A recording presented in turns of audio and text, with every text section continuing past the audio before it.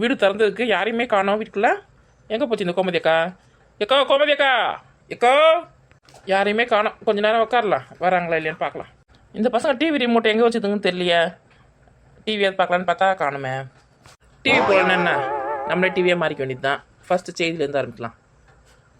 வணக்கம், நீங்கள் பார்த்து கொண்டிருப்பது பெரிய பொண்ணு டிவி.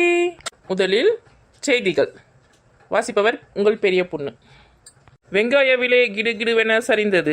எங்கள் ஊரில் 4 கிலோ வெங்காயம் 100 ரூபாய் என்று விற்கிறார்கள். உங்கள் ஊரில் எவ்வளவு என்று நீங்கள் விசாரித்துக் கொள்ளுங்கள்.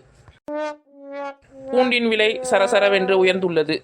அதனால் பூண்டு நாங்கள் எங்கள் வீட்டில் உபயோகிப்பது இல்லை. ஒன்லி ஃபார் இஞ்சி மட்டும்தான்.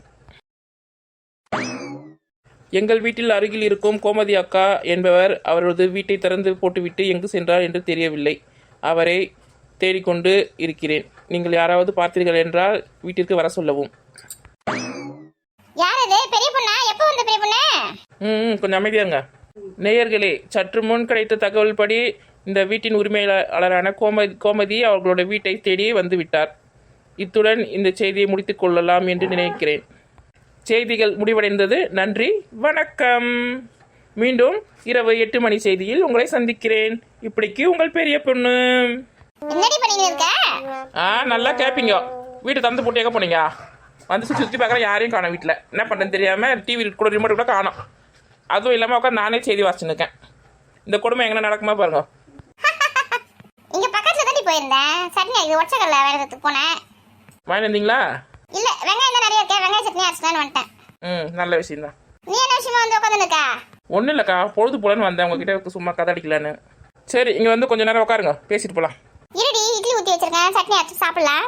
அதெல்லாம் அப்புறமா சாப்பிடலாம். உட்காருங்க, ஒரு முக்கியமான விஷயம் பேசணும் உங்ககிட்ட. என்ன அப்படி முக்கியமான விஷயம் தெரியலையே? சொல்லு, அப்படின்னா முக்கியமான விஷயம். அதுவாக்கா, அக்கா இன்னைக்கு வந்து காதலர் தினம், அதாவது லவ்வர்ஸ் டே. நீங்கள் வந்து எப்படி கல்யாணம் பண்ணிக்கிங்க? லவ் பண்ணி கல்யாணம் பண்ணிக்கிங்களா இல்லைன்னா உங்கள் வீட்லேயே பார்த்து வச்சாங்க? அரேஞ்ச் மேரேஜா? நான் எங்கடி காதல்லாம் பண்ணேன், வீட்டில் தான் பார்த்து வச்சாங்க. ஓ, அதான் மூஞ்சி ரொம்ப சலிப்பாக இருக்கா? நம்ம காதல் வச்சு கல்யாணம் பண்ணிக்கிறோமோ இல்லை அரேஞ்ச் மேரேஜ் பண்ணுறாங்களோ, குடும்பத்தை நல்லபடியாக நடத்தி நம்ம வாழ்ந்து காட்டணும், அவ்வளோதான். இப்படி தான் பேசுவீங்க. ஏன்னா உங்களுக்கு 2 பொண்ணு இருக்குல்ல, அதனால உஷாராக இப்படி தான் பேசுவீங்க. ஆமாம் பெரிய பொண்ணு, நான் 2 பொண்ணு வச்சிருக்கேன்ல, இப்படி பேசினாதான் அவங்களுக்கும் பயம் இருக்கும். சூப்பராக தான் நீங்கள். நானும் எங்கள் வீட்டுக்காரன் லவ் பண்ணி தான் கல்யாணம் பண்ணிக்கா. இப்போ நல்லா சந்தோஷமாக ஜாலியாக தான் இருக்கும். அதான் எனக்கு தெரியுமே. எனக்கு சமைக்கவே தெரியாது, எங்கள் வீட்டுக்காரர் தான் சமைக்கிறாரு. அப்படியா? ஆமாம், இது லவ் பண்ணி கல்யாணம் பண்ணிக்கிறதுனால அவர் சமைக்கிறாரு. இது அரேஞ்ச் மேரேஜாக இருந்தால் எவ்வளோ திட்டு வாங்கியிருப்பேன் எங்கள் மாமியார் கிட்ட. நான் மளிகை சாமான்லேருந்து காய்கறிலேருந்து அவரே எல்லாத்தையும் வாங்கி வந்து போட்டுறாரு. எனக்கு எந்த ஒரு வேலையுமே கிடையாது வீட்டில். நல்லா கொடுத்து வச்சேன். ஆமாக்கா, இந்த மாதிரி ஆஃபரில் லவ் பண்ணி கல்யாணம் பண்ணிங்கன்னா தான் கிடைக்கும். அரேஞ்ச் மேரேஜ் இருந்ததுன்னு வச்சுக்கேன், நம்ம தான் எல்லா வேலையும் செய்யணும். அதுக்கு தான் நான் அப்பத்துலேருந்து பிளான் பண்ணி லவ் பண்ணி கல்யாணம் பண்ணிக்கிறேன். தேங்க்யூ. நீங்கள்லாம் எப்படி லவ் மேரேஜா அரேஞ்ச் மேரேஜா? கமெண்ட்டில் சொல்லுங்கள்.